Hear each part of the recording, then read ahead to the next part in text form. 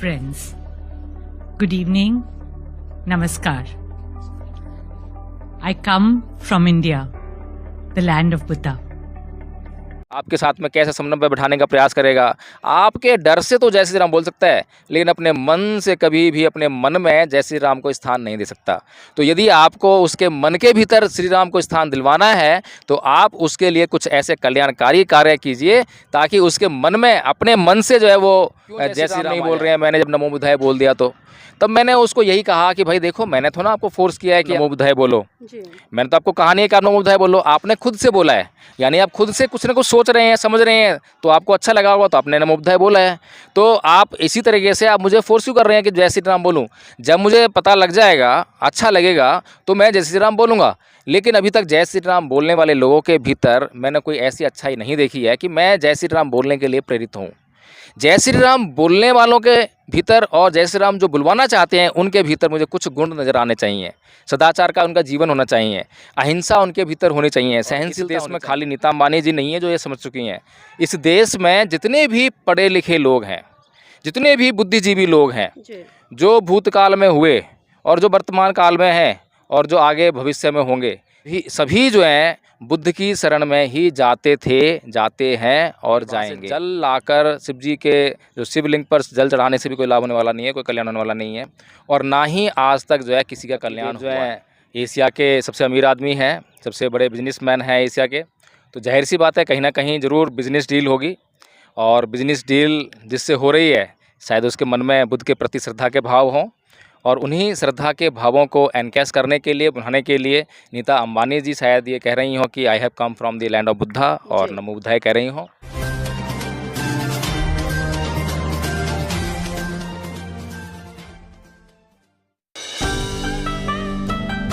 नमस्कार, आप देख रहे हैं एनबी न्यूज़ 24x7 नीलम बोध के साथ। और साथ ही सोशल मीडिया पर आपने एक वीडियो वायरल होते हुए देखी होगी और लोगों ने तमाम प्रतिक्रिया दी हैं उस वीडियो की। जी हाँ, मैं बात कर रही हूँ अनीता अंबानी की। जिस तरह से अभी पिछले दिनों अनीता अंबानी विदेश में गई और वहाँ पर साफ साफ कहती नजर आई कि मैं बुद्धा की धरती भारत से आई हूँ। गुड इवनिंग, नमस्कार। I come from India, the land of Buddha. मेरे साथ में एडवोकेट जय भीम प्रकाश से, उन्हीं से जानना चाहूँगी, जब देखते हैं कि हम भारत के तमाम गरीब, मजलूम, निर्दोष लोग लगातार मंदिरों की घंटियां बजाते नजर आते हैं, भारत में जो 33 करोड़ देवी देवता वास करते हैं उनमें कहीं ना कहीं आस्था स्थापित करते नजर आते हैं और एक विश्वास स्थापित करते हैं कि यही 33 करोड़ देवी देवता हमारी दरिद्रता को दूर करेंगे और हमारा विकास करेंगे। लेकिन एशिया के सबसे अमीर व्यक्ति अंबानी, जिनकी पत्नी अनीता अंबानी है, वो विदेश में जाती है तो ना उन्हें कोई देवी देवता याद आता है, ना कोई गौरी गणपति याद आता है, ना कोई श्री राम याद आता है और ना ही कोई अन्य देवी देवता याद आता है। वहाँ पर सिर्फ याद आते हैं तो उन्हें महाकारुणिक तथागत बुद्ध आते हैं, जिनको कि लाइट ऑफ एशिया कहा जाता है। तो सर, मैं जानना चाहूँगी कि एक तरफ तो भारत में ये लोग गौरी, गणपति, दुर्गा, इनकी पूजा करते नजर आते हैं, हवन कराते हैं, बड़े बड़े पंडितों को बुलाते हैं, लेकिन जब वे विदेश में जाते हैं तो विदेश में कहीं ना कहीं इन सभी देवी देवताओं को भूल कर वो बुद्ध का गुणगान करते नजर आते हैं। तो किस पीछे क्या कारण देखते हैं सर? जय भीम, नमो बुद्धाय नीलम जी। विदेशों में जाकर नीता अंबानी जी नमो बुद्धाय कह रही हैं और कह रहे हैं कि I have come from the land of Buddha. तो बिल्कुल साफ स्पष्ट बात है कि ज़रूर कहीं ना कहीं बिजनेसमैन हैं, और पति देव जो हैं एशिया के सबसे अमीर आदमी हैं, सबसे बड़े बिजनेसमैन हैं एशिया के। तो जाहिर सी बात है कहीं ना कहीं ज़रूर बिजनेस डील होगी, और बिजनेस डील जिससे हो रही है शायद उसके मन में बुद्ध के प्रति श्रद्धा के भाव हों, और उन्हीं श्रद्धा के भावों को एनकैश करने के लिए, बढ़ाने के लिए नीता अंबानी जी शायद ये कह रही हो कि I have come from the land of Buddha, और नमो बुद्धाय कह रही हो। लेकिन फिर भी कुछ भी हो, इस देश के लिए एक मोटिवेशन है, एक प्रेरणा है इस देश के लोगों के लिए। उन लोगों के लिए विशेष तौर पर ये एक एजुकेशन का सबब है, जो लोग दिन रात घंटी बजाने में मस्त रहते हैं, घंटी बजाने में मशगूल रहते हैं। और अभी हमने देखा जैसे कि ये जो सावन का महीना गया है, इसमें जो कावड़िए जो हैं कैसे कैसे मतलब जो है किन किन कठिन परिस्थितियों से जूझते हुए वो कावड़ लेकर जा रहे हैं, पैदल यात्रा करते हैं, कोई 250 किलोमीटर तो कोई 500 किलोमीटर, इतनी कठिन तपस्या करने के बाद जो अपने घर आते हैं। तो उनके लिए भी नीता अंबानी जी संदेश दे रही हैं कि देखिए, आपके इस तरह से पैदल चलने से आपका कोई कल्याण होने वाला नहीं है। आपके वहाँ से जल लाकर शिव जी के जो शिवलिंग पर जल चढ़ाने से भी कोई लाभ होने वाला नहीं है, कोई कल्याण होने वाला नहीं है, और ना ही आज तक जो है किसी का कल्याण हुआ है। इस बात को भी नीता अंबानी जी ने बिल्कुल अच्छी तरह से स्पष्ट रूप से प्रमाणित कर दिया है। अगर इस देश के लोगों का कल्याण शिवलिंग पर जल चढ़ाने से या कावड़ लाने से, हरिद्वार जाकर जो है जल लेकर आने से होता, तो नीता अंबानी अपने बिजनेस को प्रमोट करने के लिए या किसी भी तरीके से जो है, पहली बात तो विदेश नहीं जाती और वहाँ जाकर जो है नमो बुद्धाय नहीं कहती। तो नीता अंबानी जी यह समझ चुकी हैं, और इस देश में खाली नीता अंबानी जी नहीं है जो ये समझ चुकी हैं, इस देश में जितने भी पढ़े लिखे लोग हैं, जितने भी बुद्धिजीवी लोग हैं, जो भूतकाल में हुए और जो वर्तमान काल में हैं और जो आगे भविष्य में होंगे, तभी सभी जो हैं बुद्ध की शरण में ही जाते थे, जाते हैं और जाएंगे। क्योंकि ये बात इन लोगों को अच्छी तरह से समझ में आती है कि जो बुद्ध के पास जो प्रिंसिपल्स हैं, बुद्ध के पास जो सिद्धांत हैं, बुद्ध का जो मार्ग है, जो धम्म है, वही एकमात्र एक ऐसा साधन है मनुष्य के पास जिससे उसका कल्याण हो सकता है। सर, जिस तरह से अगर मैं बुद्ध की आइडियोलॉजी की बात करूं, उनके सिद्धांतों की बात करूं, अगर उनके सिद्धांतों कोई भी व्यक्ति धारण करता है तो उसका विकास होता है। लेकिन विडंबना है कि भारत देश की धरती में बुद्ध का जन्म हुआ, लेकिन उनके सिद्धांतों को लोग आज मनोसात नहीं करते। उसी का कारण है कि मणिपुर जैसी घटनाएं आज घट रही हैं। तो क्या लगता है कि अगर बुद्ध का एक तरह से उद्भव भारत में होता है तो मणिपुर जैसी घटनाएं रुकेंगी?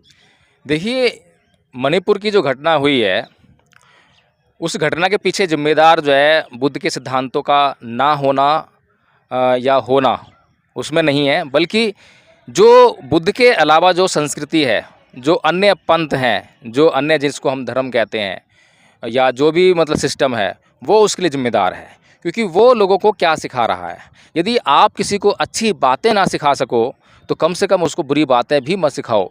लेकिन आप एक तो उसको अच्छी बातें नहीं सिखा पा रहे हो, उसको सदाचार का जीवन नहीं दे पा रहे हो, बल्कि उसके उलट जो है आप उसको हिंसा सिखा रहे हो, आप उसको जो है अनैतिक वातावरण में धकेल रहे हो।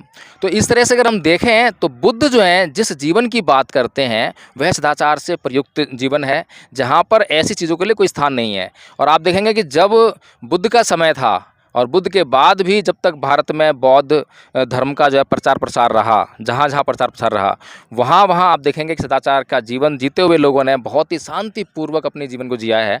और बहुत सारे लोग जो है निर्वाण को प्राप्त करके जो है परम सुख को उन्होंने प्राप्त किया। लेकिन ये जो संस्कृति है, दूसरी संस्कृति जो है, इसको ये सब पसंद नहीं था। आज ही मेरे मोबाइल पर एक फ़ोन आया और जिसमें कि वो यही बात कह रहा था कि आप क्यों जय श्री राम नहीं बोल रहे हैं। मैंने जब नमो बुद्धाय बोल दिया तो तब मैंने उसको यही कहा कि भाई देखो, मैंने तो ना आपको फोर्स किया है कि आप क्या नाम है, आप नमो बुद्धाय बोलो। मैंने तो आपको कहा नहीं है कि आप नमो बुद्धाय बोलो, आपने खुद से बोला है। यानी आप खुद से कुछ ना कुछ सोच रहे हैं, समझ रहे हैं, तो आपको अच्छा लगा होगा तो आपने नमो बुद्धाय बोला है। तो आप इसी तरीके से आप मुझे फोर्स क्यों कर रहे हैं कि जय श्री राम बोलूँ। जब मुझे पता लग जाएगा, अच्छा लगेगा, तो मैं जय श्री राम बोलूँगा। लेकिन अभी तक जय श्री राम बोलने वाले लोगों के भीतर मैंने कोई ऐसी अच्छाई नहीं देखी है कि मैं जय श्री राम बोलने के लिए प्रेरित हूँ। जय श्री राम बोलने वालों के भीतर और जय श्री राम जो बुलवाना चाहते हैं उनके भीतर मुझे कुछ गुण नज़र आने चाहिए। सदाचार का उनका जीवन होना चाहिए, अहिंसा उनके भीतर होनी चाहिए, सहनशीलता होनी चाहिए। और जो हम देखते हैं कि जो आप अगर कोई जय श्री राम नहीं बोल रहा है तो आप उसकी हत्या तक करने को उतारू जा रहे हैं। तो कैसे आपके साथ में जो है कोई लोग जो है क्या नाम है, कारुणिक भावना लेकर आएगा, आपके साथ में कैसे समन्वय बिठाने का प्रयास करेगा।